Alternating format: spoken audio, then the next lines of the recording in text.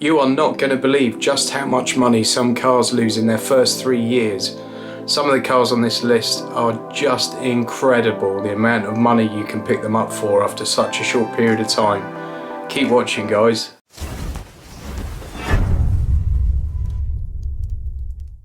Okay guys, so when we're looking at new cars to buy, or even nearly new cars to buy, we look at MPG, we look at consumption, we look at 0 to 60 times. One thing we should definitely be looking at is how quickly they depreciate. Depreciation is an interesting one because you could look at it as a negative or a positive depending on which side of it you're on. If you're buying the car and it's yet to do its depreciating and it's going to depreciate a lot, you want to buy it slightly after. So there comes a point when the car's done most of its depreciation. So it's done 60% depreciation or 70% depreciation. At that point, that car's quite a good buy because from that point onwards the rate of depreciation slows right down. So for example, if you get a £20,000 car that gets to 6 after a period of time, that 6, say it takes 3 years to get to 6 or 4 years to get to 6,000, that 6,000 to get to 2,000 probably takes the same amount of time.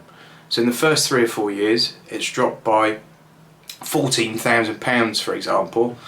In the next 3 to 4 years it only loses £3,000 or £4,000. Okay, so understanding cars that depreciate really quickly is important for 2 reasons. A, you don't want to buy it at a high price before it's done that rapid depreciation, but B, it might be a really good buy once it has done that depreciation. Does that make any sense? I think I've explained that terribly. But okay, so I'm looking at some depreciation figures here from What Car, and I'm going to go through the top 10. So in reverse order. So number 10 is the Vauxhall Astra. Specifically the one I'm looking at is the 1.5 Turbo D Ultimate Nav.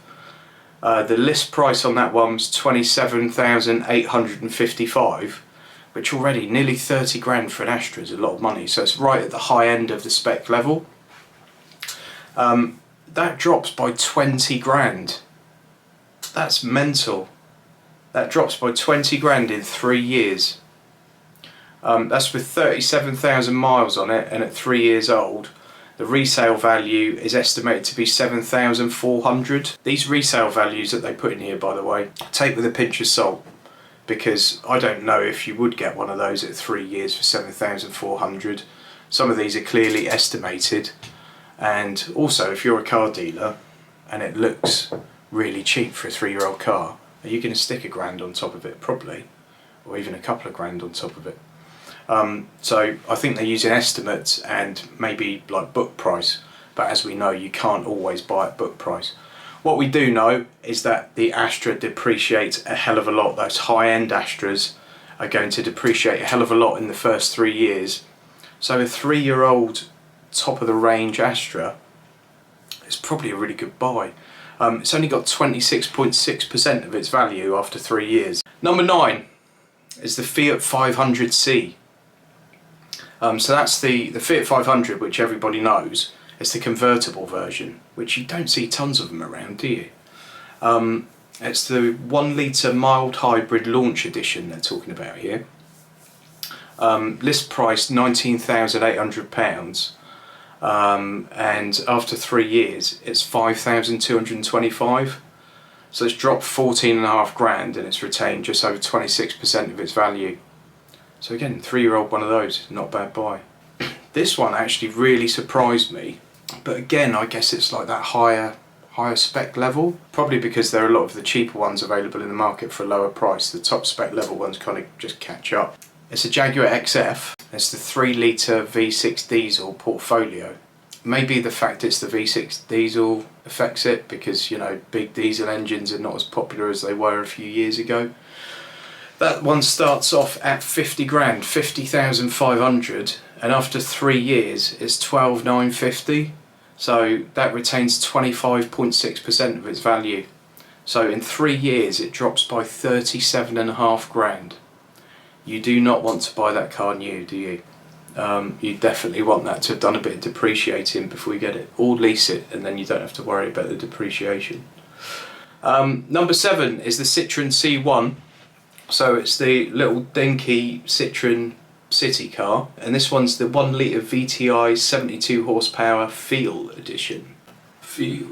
Names of car editions have always amused me. Like Peugeot did a Quicksilver or something, and I don't know, some of them are a bit random, aren't they? So Citroen C1 list price was 12,795 when it was new, and it loses 9.5 grand in 3 years and becomes worth 3,275 quid. Now, I know it's not the biggest car, I know it's not the poshest badge to have on a car, but a 3-year-old car for like 3.5 grand. It's not bad, is it? Number 6, very similar kind of car, Peugeot 108. This is the 1 litre 72 horsepower Allure. Allure for men. That sounds like a perfume, doesn't it? It probably is. Aftershave or something. The list price is 14,140, and after 3 years it's worth 3.5 grand. So that retains 24% of its value. A 14 grand car that loses 10.5 basically after 3 years. Ugh. Number 5. Now this is an odd one, I think, but then I think there's a magic word that explains why it depreciates so much. It's a Mercedes S-Class, but it's the Cabriolet, and I'm wondering how much of a market there is for a soft top version of a massive proper executive car. I mean, the S-Class is about as refined, and I mean the only thing above it I would say is probably you're going into like the Maybach brand. So this one is the S560 Grand Edition, and the list price on it's 125 grand, okay? After 3 years it's worth 30 grand, so it's depreciated 94 grand in 3 years. I mean that actually makes me feel sick to think that you could buy something for 125 grand and after 3 years it's lost 95 grand. It retains 24.2% of its value according to what car? Mental. Another similar kind of car, but this time without the soft top, is the Audi A8. This one's the long wheelbase 55 TFSI Quattro Vorsprung edition. So that's very top of the line. That's got everything in it. The Vorsprung edition is top of the shop. And it's the long wheelbase one, and it's a huge petrol engine, which probably explains it.